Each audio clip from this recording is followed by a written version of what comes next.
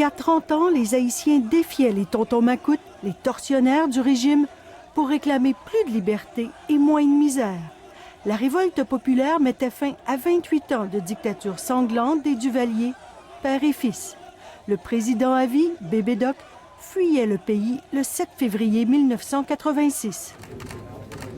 30 ans plus tard, jour pour jour, un autre président quitte le pouvoir, volontairement cette fois. Je n'ai jamais voulu rester au pouvoir un jour de plus que prévu, dit-il. Mais l'an dernier, Michel Martelly a reporté de 4 mois le premier tour des présidentielles. Et il a dû repousser, puis annuler le deuxième tour en janvier en raison des violences et du boycott du scrutin. Le président a donc cédé sa place.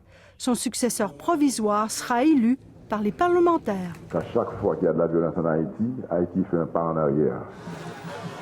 Le problème, c'est que les institutions démocratiques en Haïti ne sont pas vraiment indépendantes. Les fruits des réformes promises après la chute de Duvalier se font encore attendre. Il y a eu quand même des gens qui risquaient leur vie pour avoir un lendemain meilleur. Et quand Jean-Claude est parti, tout l'espoir était là. Mais malheureusement, on a connu ce qu'on a vu actuellement. Cet animateur de radio a interviewé presque tous les présidents haïtiens depuis les Duvalier.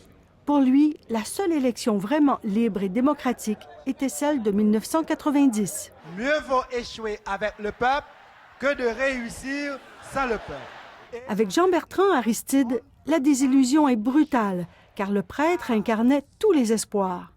Chaque élection semble faire avancer puis reculer la démocratie. Malgré tout, les Haïtiens ont fait un gain important depuis 30 ans. Une liberté d'expression et de presse qui force de plus en plus les élites à rendre des comptes. Je pense qu'on a quand même fait un pas en avant.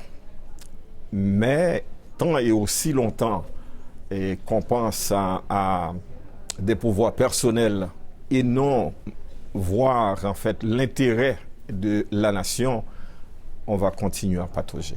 Le président intérimaire devra organiser le deuxième tour des présidentielles qui doit maintenant avoir lieu le 24 avril.